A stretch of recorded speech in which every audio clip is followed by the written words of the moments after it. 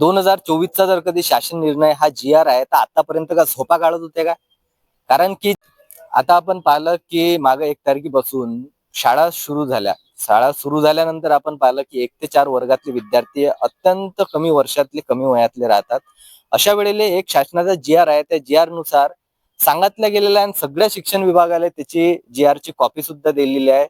पण अशा वेळेला आपण या ठिकाणी आल्यानंतर एक विषय असा घेऊन आलो की 1 ते 4 पर्यंत विद्यार्थी जे आहेत ते कमी वयातले आहेत. ते कमी वयातले असल्यानंतर ते शासकीय असो, निमशासकीय असो अशा कोणत्याही शाळेमध्ये जेव्हा ते जातात तर ते खूप कमी वयातले राहतात. त्यांची झोप होत नाही. झोप का होत नाही तर सगळ्यात महत्त्वाचं म्हणजे 8 वाजताची त्यांची शाळा ठरवल्या जाते.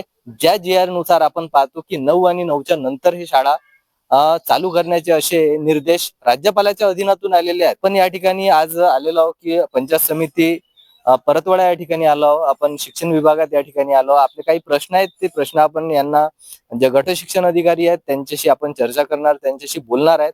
आणि मानसशास्त्रानुसार एक गोष्ट लक्षात येते की जेव्हा एक 1ली ते 4थी पर्यंतचे जे वय आपण पाहतो की 10 ते 12 वर्षाचं तो मुलगा ते मुलगी राहते. पण अशा वेळेला आपण पाहतो मानसशास्त्र सांगते की त्या मुलाची झोप हे 8 तासाची असली पाहिजे. त्यांची मानसिकता कशी असो पण यांच्या लहान बाळांच्या मानसिकतेवर कुठल्याच प्रकारचा असा प्रभाव पडला नाही पाहिजे. त्या ठिकाणी आपण पाहतो की आज शिक्षण विभागाने शासकीय, निमशासकीय शाळेवर अशी कोणती कारवाई केली? आपल्या प्रश्नाची उत्तर ते देऊ शकतात का? ते आपण पाहणार आहोत. सध्या आपण गट शिक्षण अधिकारी यांच्या ऑफिसमध्ये आलेलो आहोत.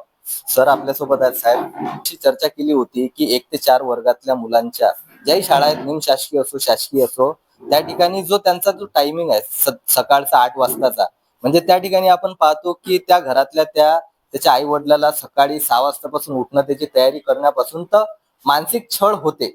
अशा ठिकाणी पाहतो की आपण शासनाचा एक जी-आर सुद्धा आहे. त्या जी-आर नुसार 9च्या नंतरचाच हा वेळ दिलेला राहते. आपण आतापर्यंत शासकीय, निमशासकीयवर कोणती कारवाई केली ते सांगा. आपण 25 जून 2026 रोजी सर्व मुख्याध्यापकांची, सर्व व्यवस्थापनाच्या, सर्व माध्यमांच्या व्यवस्थापनाची मीटिंग घेऊन सर्व मुख्याध्यापकांना सूचना दिल्या आहेत. 8 फेब्रुवारी 2024च्या शासन निर्णयाप्रमाणे वर्ग 1 ते 4च्या ज्या शाळा आहेत त्या शाळा सकाळी 9च्या नंतर भरवल्या पाहिजे असा शासन निर्णय आहे. आणि या शासन निर्णयाप्रमाणे कार्यवाही जर एखादी शाळा करत नसेल तर नियमानुसार त्यांचा जो प्रस्ताव आहे तो वरिष्ठ कार्यालयात पाठवू आपण निश्चितपणे. आतापर्यंत तुमच्यापर्यंत तक्रार सुद्धा आलेली नाही. पण शाळा चालू झाल्यानंतर 2024चा तुम्ही स्वतः सांगितलं 2024चा हा जी-आर आहे. मग आतापर्यंत तुम्ही कोणत्या शाळेला नोटीस दिली का नाही आतापर्यंत? अशा बाबतची आपल्याकडे लेखी तक्रार नाहीये.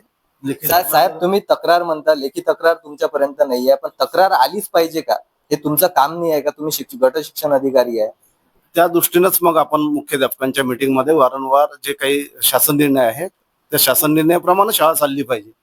ती शासकीय असो का निमशासकीय असो किंवा खाजगी असो त्यांना कधी होईल सर त्या गोष्टी कधी होईल? शाळा आता चालू होऊन जवळपास 1 महिना होऊन राहिला.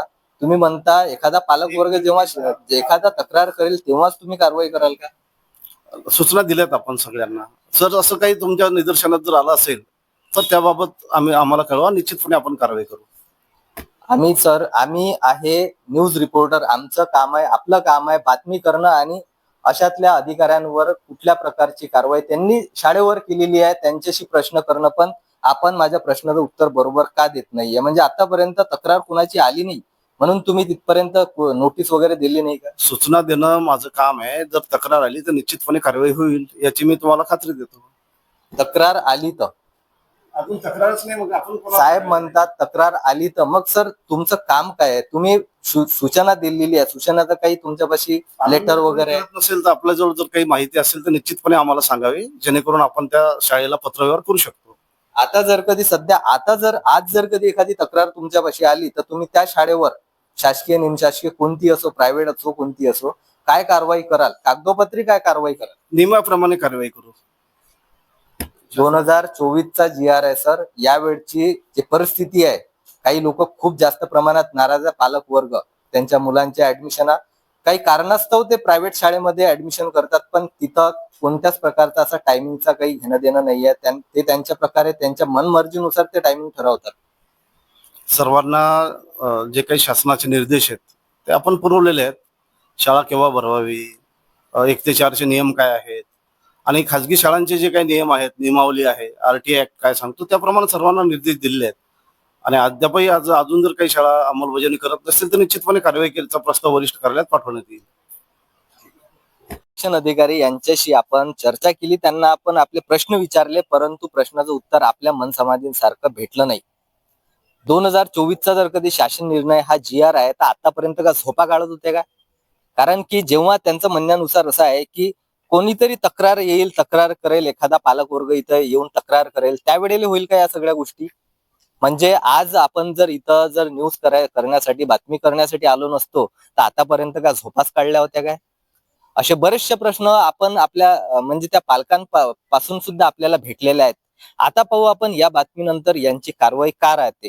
कारण की बऱ्याचशा निमशासकीय शाळांमध्ये वेळेचं भान नाहीये. त्यांच्या मनमर्जीप्रमाणे फीस घेतल्या जाते, त्यांच्या मनमर्जीप्रमाणे सगळ्या गोष्टी केल्या जाते. त्या ठिकाणी बाकी गोष्टी पण ज्या सुखसुविधेचा पुरवठा जो होते तो सुद्धा अजिबात त्या ठिकाणी होत नाही. महत्वाचा भाग म्हणजे अग्निशामनची त्या ठिकाणी सुविधा पाहिजे, ते सुद्धा होत नाही, ते सुद्धा आहे नाही. मग अशा वेळेला हे ऑफिस जे आहे, या ठिकाणचे अधिकारी जे आहेत हे करतात काय?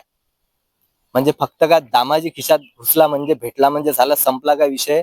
यानंतरची कारवाई हे अधिकारी करतात काय ते आपल्याला पाहणं आहे आणि लवकरच आपण दुसरी पण बातमी यांची लवकरच दाखवणार आहे.